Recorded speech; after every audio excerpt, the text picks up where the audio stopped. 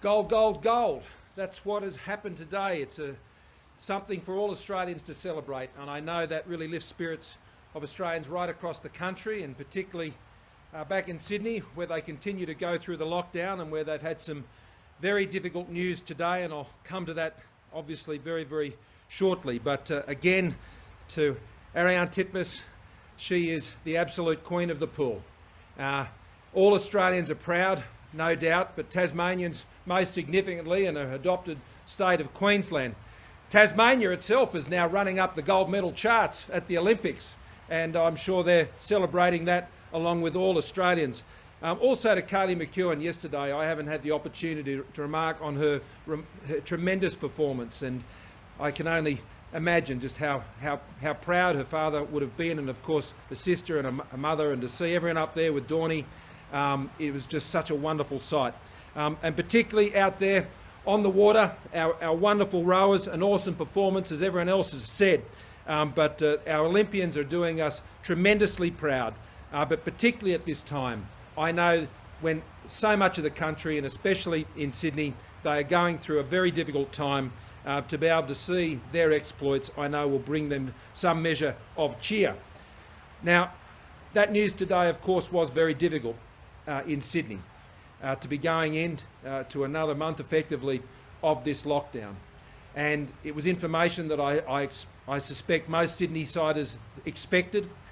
My own family, of course, is there, and I'm talking constantly to people back in Sydney, and it is tough going.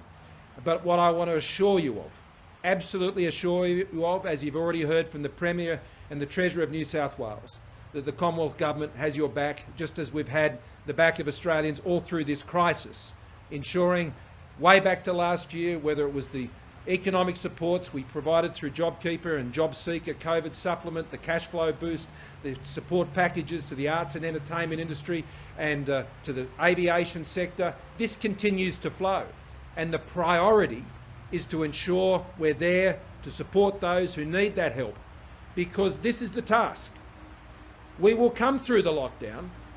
The lockdown will be released, as it has been, thankfully, in South Australia and in Victoria. And on the other side, we come back strongly. That's what we saw last year, when 1 million people got back into jobs, when we saw our economy grow back to a level higher than it was, even before the pandemic. And the way we are structuring these supports to people, whether it's the individual payments or the business support payments, are to ensure that those businesses and those individuals can get through as whole as possible through these lockdowns, so on the other side, our economy can roar back on the other side. So that is what it's designed to do, and our measures of support are never set and forget. All states and territories, together with the Commonwealth, are working closely as we're adjusting how we're dealing with this Delta strain, how we're adjusting on the ground when it comes to the way lockdowns are being put in, quick and effective, as we've seen, and those states come out of it, but also to learn the lessons, ensure that we're giving every support we can to the ongoing situation in New South Wales. Now, I can confirm what the Premier and the Treasurer in New South Wales have already said. Over the course of the last several days, indeed up to a week, the federal government has been working on a program of additional support that may have been required should Sydney have gone into a further lockdown.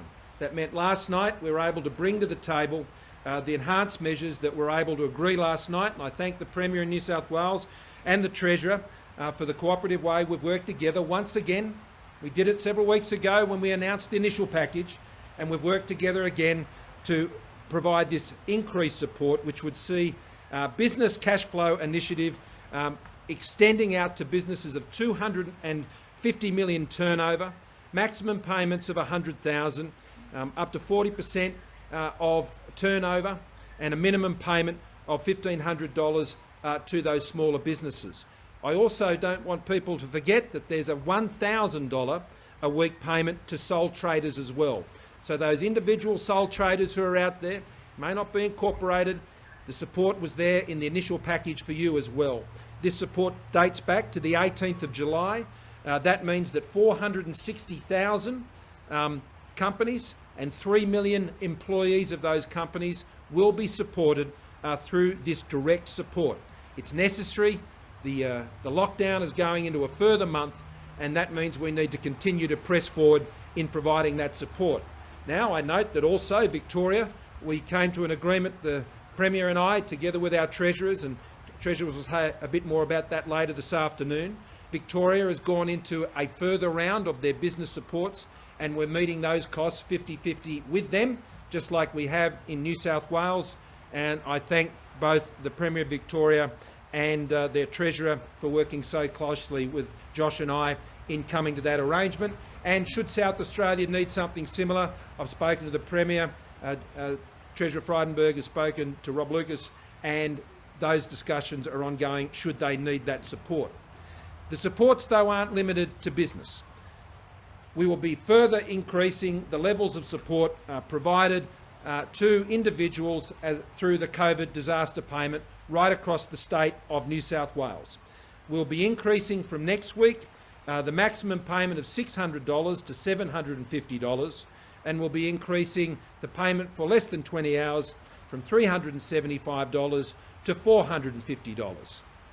In addition to that, we will be extending support to those who are on welfare payments, and they will be able to receive a payment if they've lost more than 8 hours of $200. Now remember, they are already getting payments through the social welfare system. So in the case of someone who's on a full job seeker rate, they're getting just over around about $315 a week. So that $200 comes on top of that and does not in any way undermine the support payments they're getting through. It obviously goes in addition to the youth allowance payments, the pension payments. The whole point of this is that people aren't able to earn that extra income they were earning. And these payments are there to support them, to ensure that there is some recognition of that, that they have been prevented from doing that, and this will provide them some additional support. I might run you through also where we are currently on those levels of support, both to New South Wales and Victoria. In New South Wales so far, 812,372 grants of disaster payment assistance have been provided. That represents 463,558 individuals who have received direct support from the federal government to ensure they're getting through this crisis.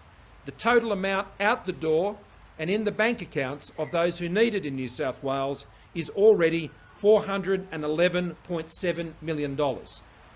The great advantage of the direct COVID disaster payment system is it's fast, and it means that we can calibrate the support as I've announced here today. So if you're in New South Wales at the moment and you're one of those 463,000 people, this Thursday, the regular payment you got of $600 will clock through again and you'll receive that, or $375 if you're on that payment. If you're on the Sunday payment, Monday payment, you will get that $375 again. Next week, you will get a $750 or $450 payment. And next week, if you're on welfare benefits and you're seeking to get access to this, you can apply for that by going online on Tuesday, okay?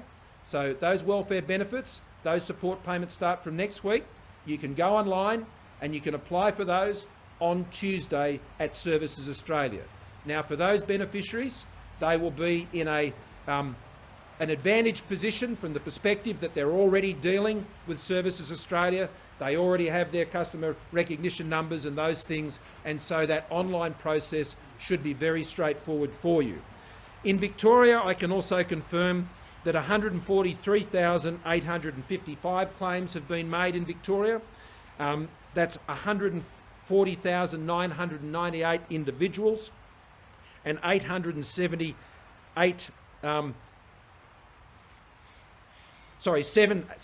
million, $78.899 million have been provided very promptly at the end of that lockdown already in Victoria.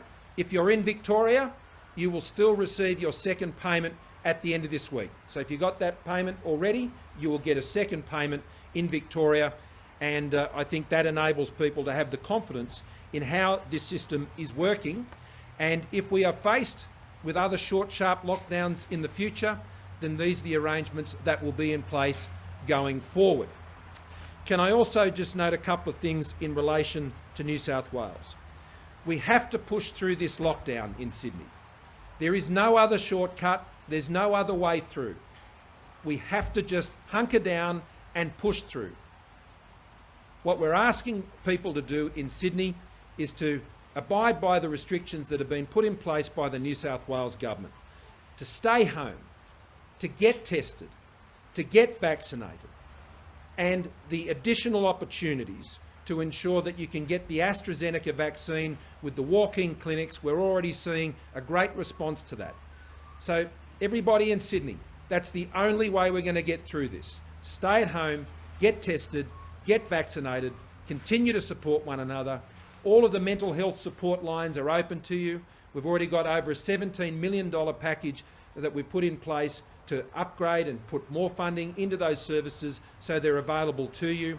And we will keep working with all the states and territories to ensure that we come through this. And as we've already seen once before, as we did with our economy after we came back from last year, we will come back just as strongly this next time because of the significant support that is being put in place. Happy to take questions. Are you disappointed in how slow New South Wales has been to deliver this funding to businesses? It was announced weeks ago and there's been very little support. And also the AFP Commissioner, just another point, says drugs are as deadly as tourism.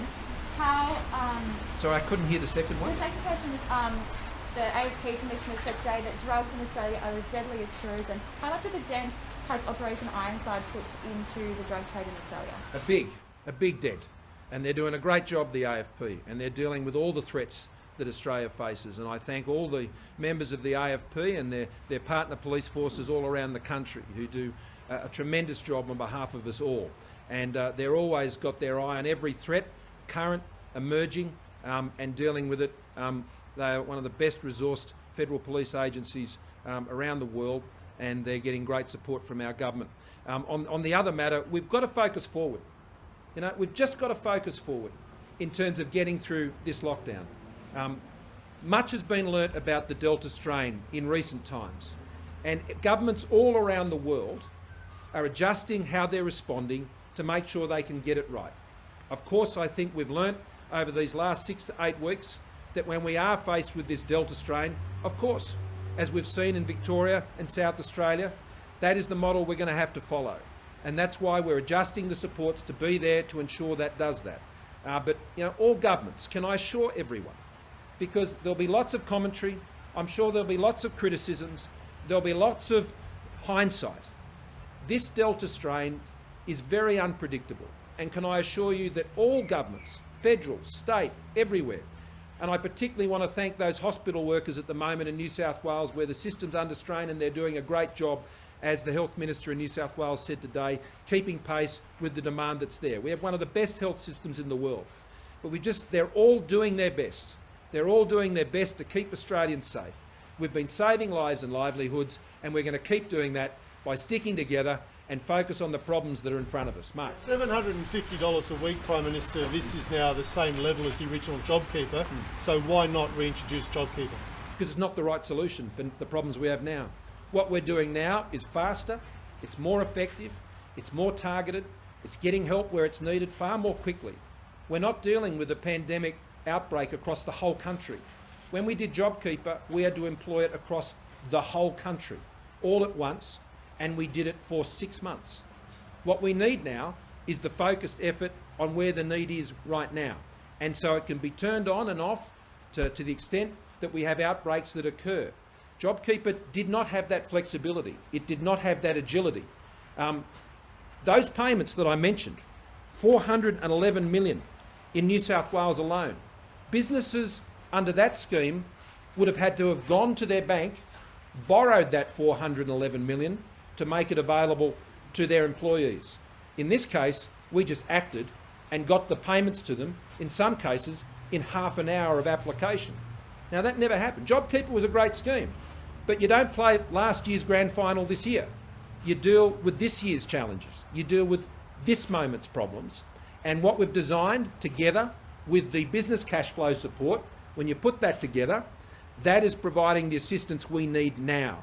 Now, I would note, and this is very interesting, because what we're not seeing, and I don't expect we will see, because of the way the COVID disaster payment is moving so swiftly, we have not seen an uptick in people going on to JobSeeker, because they understand they're getting that support from the government, they're staying with their employers. That means in a month, hopefully, when business returns, they'll go back into work with those employers, they'll get on with their jobs, and our economy will roar back to life. So this is the right answer for this problem. Can I just clarify? So the increased payments, will that now be the existing model going forward for any further Yes. Lockdowns? And secondly, do you have a sense of how much this is now going to cost with the changes? Well, to give you an idea, we believe now, with all of these measures in place in New South Wales, that the Commonwealth support from the federal government to people in New South Wales will be running at around about $750 million a week. Now, that was basically what we were doing last year in Victoria, when Victoria was in the same lockdown. So it's a commensurate level of support. $750 million a week, and I want to acknowledge that's just the Commonwealth government. The state government is also putting in significant supports beyond that as well. So there is a great deal of economic support going in at the moment, and what that is doing is keeping the New South Wales economy as whole as possible, because your policy challenge here, your economic challenge in what frankly is our biggest economy in the country. If New South Wales had befallen this last year, together with what happened last year, then I do not believe we would have seen the economic recovery that we saw last year. So New South Wales did tremendously well last year, but now they've confronted this year. And so it's important that we keep the New South Wales economy, just like others, but particularly New South Wales because of its size. We need to keep that in a fit shape so it will recover strongly on the other side. And that's what we've seen from our measures. Australia has had, the IMF has acknowledged it today, one of, if not the most effective economic interventions during this pandemic of almost anywhere in the world. And we're applying those same lessons to the challenge now in New South Wales. But we're just not cutting and pasting before and thinking that will solve the problem. We're actually designing and upgrading our plans to ensure they meet the needs right in front of us. For clarity's sake, Sarah. Prime Minister, a lot of people are looking for hope and reassurance from their political leaders at the moment. If people do all the right things through this lockdown, stay home, get tested, get vaccinated, what do you hope life looks like in Australia come Christmas? Can you give people the reassurance that if they do the right thing, they'll be able to see their families, they'll be able to travel interstate? Good question. As I said, our vaccination rates are now running, we're even doing better than 1 million a week. And the upgraded advice from ATAGI, the revised advice from ATAGI, means that we're going to get much more effectiveness out of the AstraZeneca vaccine doses that we have available. And I commend the New South Wales governments on opening those walk-in clinics. I would encourage other state and territory governments to be looking at similar initiatives. The AstraZeneca vaccine is a safe vaccine. It's an effective vaccine. It saved lives all around the world. It's the most recognised vaccine in the world by all countries, particularly when they're looking at people travelling. It is more recognised even than Pfizer. And so this vaccine is really important. And I encourage people to take their initiative, use their informed consent, get informed through their GP, go and get it at the clinic, at the pharmacist, at any of these places, and ensure we continue to build these vaccination rates. The Pfizer doses are, of course, increasing, but the AstraZeneca is there, and that gets us to our goal a lot faster. Now, with what we're seeing, bar any unforeseen events, then I believe by the end of the year we will be in that position where everyone who's had the opportunity for a vaccine will have had it, and to ensure that Australians have joined that task in achieving the highest vaccination rates possible. Well, I would expect by Christmas we will be seeing a very different Australia to what we're seeing now. What we're seeing overseas is when countries do reach those much higher vaccination rates, then that does give their governments a lot more options in the suppression limitations they have to use to deal with the virus. Lockdowns become a thing of the past when you're at that level, and I've noted we'll be considering those issues from the Doherty report modelling. It's being brought together now with the Treasury modelling. That process is happening right now. I don't want to say that will be resolved on Friday. That'll be our first discussion. I suspect many more will be required after that, and I hope we'll be able to set those targets and give more definition to phase 2 and phase 3 in that time. But we have a plan for that. We are setting the targets scientifically, combined with the economic advice as well, and that gets us a roadmap to Christmas, I think, that means that we'll be living life different at Christmas than what we are now. Phil? About the fourth time you've had to tweak the income and business assistance since the start of last month, and yet you've raised the threshold for business assistance now down to can't talk in this bloody thing, sorry, up to 250 million. Do you envisage that'll be the end of the matter, or I mean, I know you never say never, or may you have to go further for larger companies if New South Wales keeps going? Well, we never set and forget. I think that's been important. And you'll remember last year, JobKeeper wasn't our first announcement to deal with the pandemic. From memory, it was our third, because we kept upgrading it. And we responded to the evolving nature of the pandemic as we understood at that time. Our first response, from memory, was around $17 billion. And I'll tell you what, that sounded like a lot at the time. By the time we got to JobKeeper, well, it was minnowed. And what that tells you, Phil, is that there's no guidebook to COVID. Even when you think you understand it, the Delta variant comes along and it changes all the rules and you've got to adjust. And I think one of the things Australia has done, and I know National Cabinet's had its critics and its baggers, but I tell you what, the fact we meet every week and we work over this, and then we make the changes, and then we adapt, and we listen to each other, and then we fine-tune our programs, that has been enormously valuable. And we've got to retain that adaptability and that flexibility, and we've got to meet the problem in front of us, because I can tell you, the problem in front of you keeps changing quite quickly. That's not unique to Australia. It's the same everywhere in the world. Now, you make the point about larger businesses. The advantage of larger businesses is they're operating right across the country. Their operations aren't confined to New South Wales. So this measure really does focus on those businesses that are predominantly impacted by their operations in New South Wales. So if they've had a 30% fall in their turnover, well, they would have a heavy set towards New South Wales. Now, we'll keep looking at those issues, and there are some specific sectoral issues there which I think are relevant, that have particularly acute impacts from these things. But more broadly, at this point, it's not our advice that would be needed. Prime Minister, on the government... Why are younger Australians not listening to you when they're being told that they can get the AstraZeneca vaccine if they want to? And there is particular hesitancy in migrant and vulnerable minority communities like Indigenous communities. What is your government doing to combat this, and has Australia got on top of this front? Well, first of all, they are listening and they are getting vaccinated, and they're doing it in the tens of thousands. And the convenience of the clinics that you've seen the New South Wales government set up with walk-ins, I think is a very good initiative. And I think the change in the ATAGI advice will greatly assist it. As you recall, I've been pushing this for a long time. I was talking about it back in June, was criticised quite strongly at the time for even floating the idea. But I'm pleased to see that the advice has mirrored that view, and that we're now seeing more and more young people taking that opportunity. And I would encourage them with informed consent and talking to their doctors, making their choices. But we are seeing them do that. It has saved the lives of young people all around the world, particularly in the United Kingdom. So I would commend them to give that serious consideration, as ATAGI has said. In terms of cultural communication, well, this has been our task right from the outset of the pandemic, and the work that the Department of Home Affairs is doing with direct in-community consultations, in-language communications, the work the New South Wales government, and I've got to say the Victorian government, has been doing, phone trees into communities, working with religious leaders, a lot of direct communication. That has been a high priority.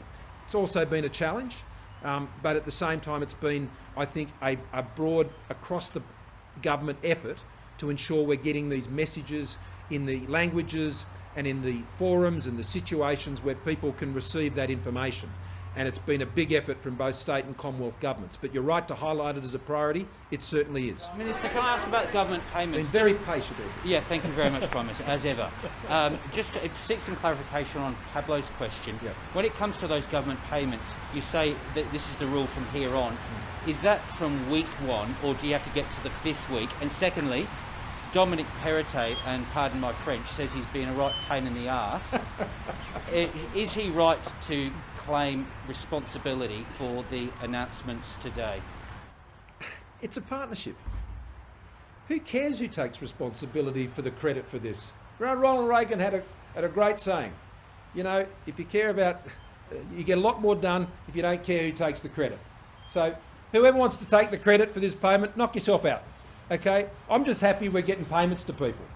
That's what I'm focused on. Who cares who gets the credit? I don't. I really don't. On the other serious point, though, that you raise, it is eligibility is from day one. So, for example, in the South Australia experience that we've just gone through, eligibility was from day one, but they made the claim at the conclusion of that week. So they get paid in arrears for that week.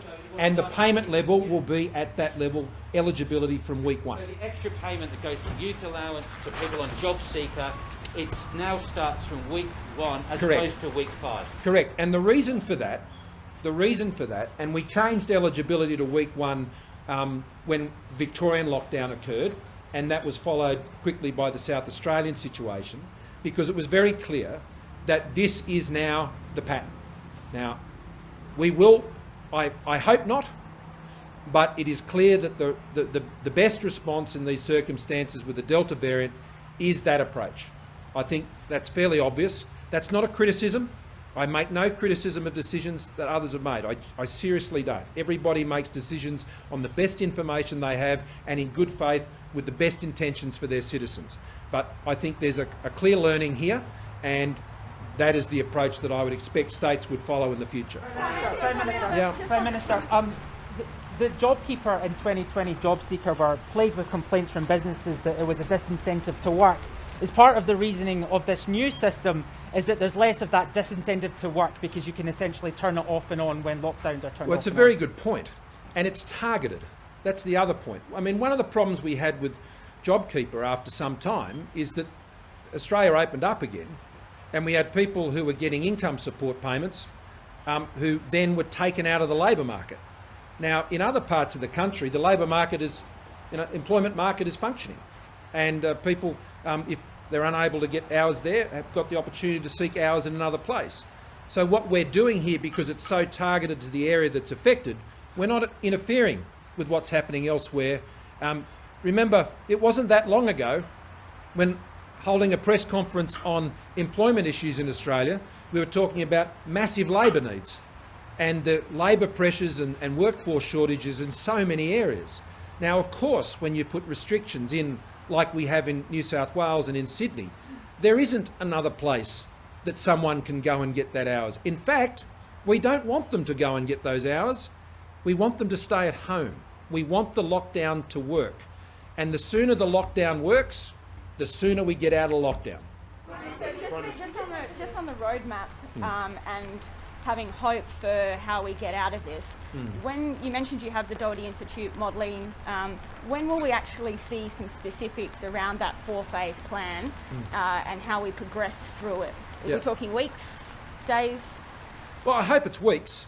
I hope it's sooner than that, but that all depends on the process we're working through with the premiers and the chief ministers. I mean, like in any normal cabinet process, I mean, I've spent the whole week in cabinet meetings. I've just come out of one this morning.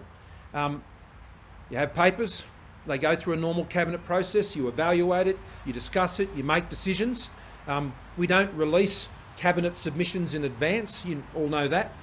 It's important that premiers and chief ministers and I have the opportunity to discuss that information and in a secure way, and to come to conclusions and to make decisions and to set those targets in the best interests of the country. So that's the process we're engaged in. We're keen to do it as promptly as we can, and then to release various information that we can at that time to inform people about what the plan is and how we've been able to set those targets.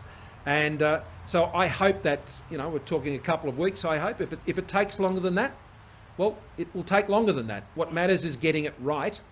And we are one of few countries, to the best of my knowledge, that has gone through this scientific process, looking at the experience of other countries, and said, well, what rates do you really need to have to ensure that if you do go into the next phase, where you don't lock down, and you do use other measures to control the virus, that you have a higher likelihood of being successful.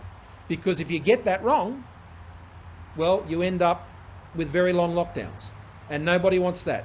So it is important to get the right scientific advice on this, to get the right economic advice, because you've got to weigh those two things up.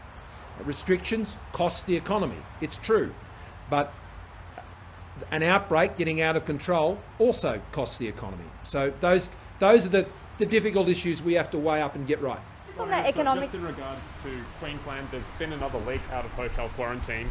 What's holding up progress on the feasibility study into the Damascus-Binkenbar hotel quarantine, and can you see that being approved to be built and operational before the end of the year? I hope so, but that's really a partnership arrangement. There's no hold-ups on the feasibility study that I'm aware of. That's going ahead. Birmingham said it was on July 5 that it was going to take a few weeks to get through that feasibility study. We're still in July. Still in July. So we're still in a few weeks. No, I haven't been advised of any hold-up on the Pinkenbar option, or on the Western Australian option, looking at Jandakot and the airport. Those programs are underway. We moved very swiftly on the Melbourne option. Premier Andrews and I are very keen to see that come online this year. I expect to see it come online in stages, so 500 rooms first, probably more later. I would hope that we could get going on Queensland soon.